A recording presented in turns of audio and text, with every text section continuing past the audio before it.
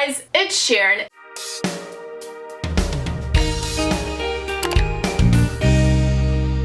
If you haven't noticed yet, this whole month I have been making spooky videos on my channel, and this is actually a brand new series I have never ever done before, so this is kind of like history in the making, guys. So this is gonna be called Fright Nights, and for this whole freaking week leading up to Halloween, I'm gonna be making videos that I don't usually make, but it's videos that I'm interested in. So this is very special to me. You guys know Halloween is my favorite, and if you didn't, now you do. So today's video, I'm gonna be talking about some really bizarre and weird unsolved mysteries. Throughout the rest of the week, I'll be talking about other things like myths and legends, scary true stories, scary ghost stories, so many things like that. So if you'd like to see more videos just like this one and just like those that I mentioned, give us a thumbs up and let me know in the comments below. You can definitely follow me on my Twitter and my Instagram so you can see some exclusive content and previews and even get a chance to be in my videos. And of course, if you would like to see more, definitely subscribe for more. But enough about that. I'm super excited for this one. Go grab your spooky snacks, your spooky tea, and let's spooky get into this. That was really corny.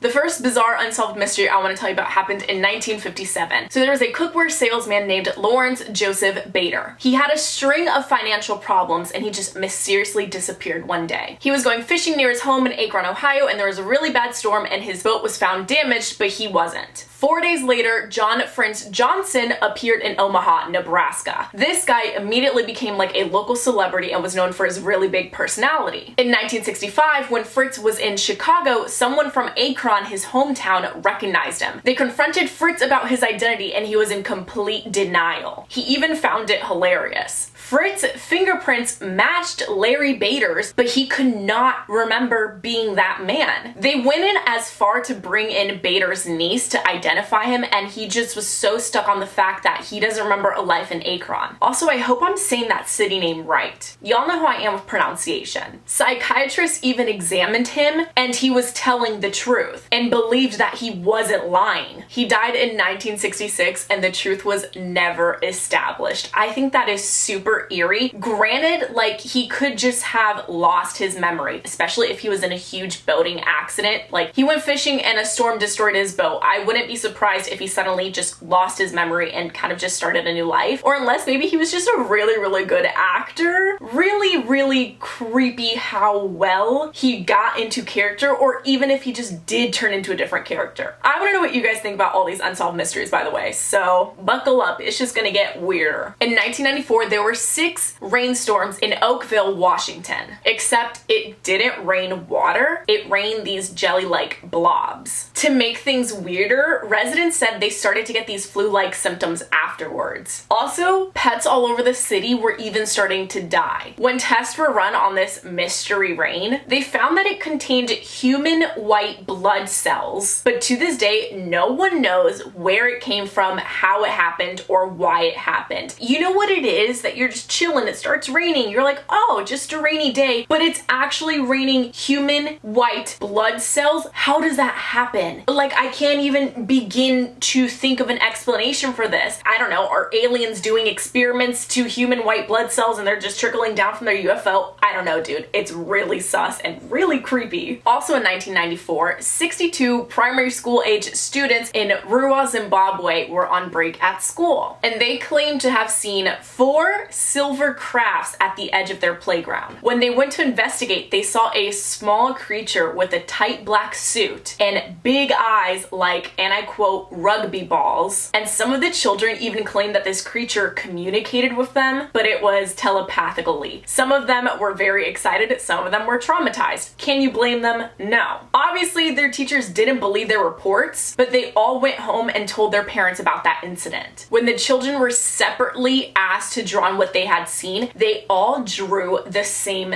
thing. This is so creepy to me because there's so many kids. You have 62 kids. You know what it is to get 62 people to stick to the same story if they made it up? Like, these kids have to have been planning this for a really long time to be like, okay, this is what we saw, this is how you draw it, this is how the story went. It just sounds really difficult for kids to manage to stick to that for the whole time. I feel like it'd be difficult for grown adults to stick to it without cracking at one point, you know? So I do believe aliens are real. You can't tell me we're the only living life form of anything in this universe, but I don't know about like aliens coming down to Earth, but maybe that's just me. In 19 1979, 5 men on a small whaling boat called the Sarah Joe set out from Hawaii. A storm hit and they never returned to shore. A search was performed of several neighboring islands, but no remains were found. In 1989, so 10 years later, their boat was found on the shore of one of the smallest islands in the Marshall Islands. There was a shallow grave that contained the remains of one of the fishermen, but no other clues or signs of life. Oceanographers estimated that it would have only taken the boat about 3 months to drift onto the shore of that island, which means that the boat, the grave, and the fishermen should have been there when there was a government survey of the island taken back in 1983. But they weren't. Only the remains of one of the fishermen was found, and that was obviously after the survey happened. So where is the Sarah Joe and her crew for the 4 years between the disappearance and the survey of the island being done? One of those things where it's like they were probably lost at sea, something else happened, like they may have just drowned, you know, but it's just really weird that there was a shallow grave with the remains of one of the fishermen. Like, obviously if that fisherman died, he didn't dig his own grave. Someone else dug that grave. So obviously there was someone else with him, but where is that person now and where have they been this whole time? Like, at this point, it's been 10 years. It's so creepy, and I'm always so fascinated by like lost at sea stories because the sea is so huge. There could be so many endless of possibilities of what could have happened, but it's just weird. Someone had to dig it, so where's the person that dug it? Another island related story, but this time on a remote island off the coast of Scotland. There were 3 lighthouse keepers. They lived and worked in a very peaceful environment. On December 26, 1900, a supply ship arrived and found the island completely deserted. From a diary found inside the abandoned lighthouse, they began to piece together a strange and still unsolved mystery. 2 of the 3 waterproof coats were gone, and dinner was left half-eaten on the table. The log described this great and big terrible storm, one that had terrified one of the keepers mute and left the other in inconsolable tears. They sat together while the storm raged, and the final journal log reports that, and I quote, "The storm has passed, the skies are calm, God is over all." But the powerful storm they described never happened. There were no storms reported in the area, and the skies were calm that day. I feel like one of the weirdest parts about this is if they were just sitting out and riding out this storm in the lighthouse, why was there food left half-eaten on the table? I feel like when you find half-eaten food, it's because someone was in a rush. They had to leave somewhere or they were taken somewhere else, you know? I mean, if there's a storm going on, what's the storm gonna do? Eat your food? No, you can still eat. And then there were 2 of 3 coats missing. So that makes you think, okay, 2 of these guys were eating and they got their coats and left, or maybe all 3 of them left and one just didn't take his coat. It's just really super creepy that they were just freaked out about the storm and there wasn't a storm. At 1 a.m. on Christmas Eve in 1945,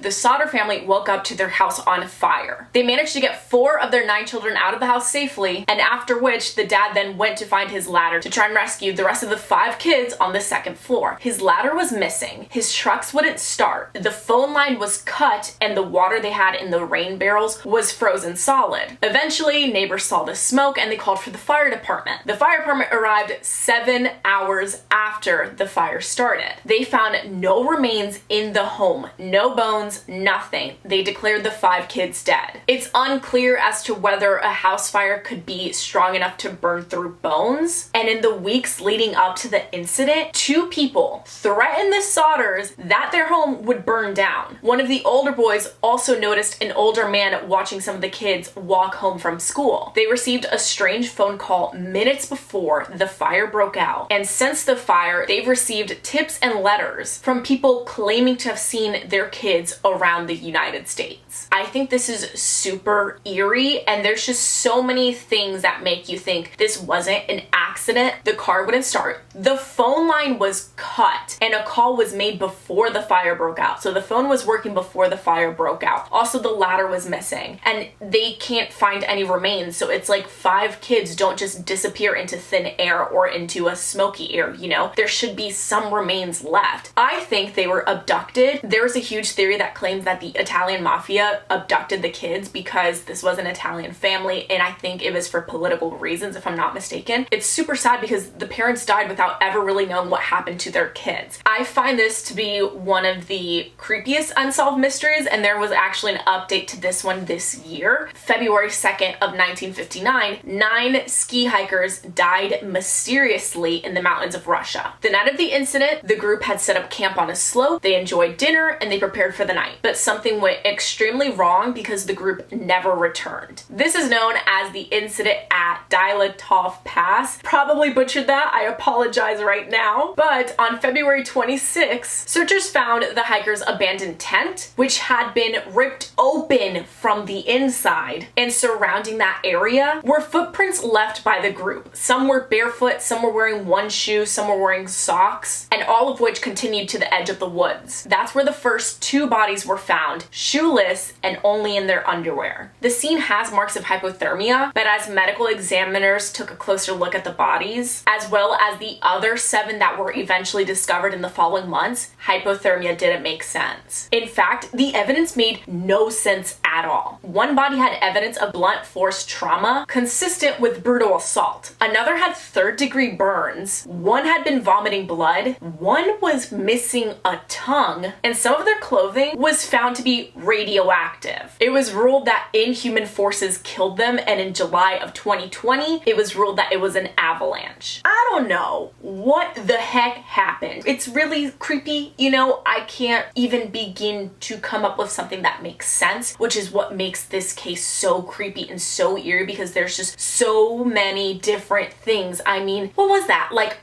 alien monsters? Some wood monster? Was it Bigfoot? The Yeti? I don't know. And the fact that they just at one point had to be like, I mean, I guess it was an avalanche. It's like, it makes sense to claw out of your tent if you feel or hear or see an avalanche coming, but what about the burns and the missing tongue and the radioactive clothing? That's what's creepy. This last one is probably my favorite unsolved mystery, just because I remember hearing about this when I was really young, and this is just what really made me more interested in mysteries. And this is honestly probably one of America's oldest unsolved mysteries. This traces back to August of 1587. A group of about 115 English settlers arrived on Roanoke Island, which is off the coast of what is now North Carolina. Later that year, the colony governor, John White, headed back to England for some more supplies. As he arrived, a war broke out between England and Spain, so John White was unable to return to his colony for another 3 years. In August of 1590, he finally returned, and he found no trace of the colony or none of its people. John White had left his wife, his daughter, and his newborn granddaughter, which is supposedly the first English baby born in America, known as Virginia Dare. There weren't even clues to where they could have gone except for one thing. One single word, Croton, was found carved onto a wood post. This was the name of an island south of Roanoke that was home to a Native American tribe of the same name. So it's unknown as to whether these English settlers ran out of supplies and just kind of integrated themselves into this Native American tribe, or if the Native Americans took them hostage, or no one just knows. There's just no trace of this whole colony gone missing. That is a lot of people to go missing. So wild to me. But anyways, I hope you guys enjoyed this video. If you did, give us a thumbs up and let me know in the comments below. If you have your own unsolved mystery that you want to share, feel free to comment that down as well. Like I mentioned, I do want to know your thoughts. If you have your own theories as to what could have happened, or maybe you've heard updates about these cases, please do comment those as well. Shout out of the day goes to Ava on Instagram. Thank you so much. If you would like to be shout of the day, just follow me on my Instagram and stay active. Like I mentioned, this is a new series, so you can find a lot more Fright Night videos coming very soon for the rest of this week, and you can also catch up on my other spooky videos from this month. If you would also like to see more of these videos in general, like even outside of October, don't be afraid to let me know either. But of course, if you would like to see more, definitely subscribe for more. And all that being said, I'll see you guys next time.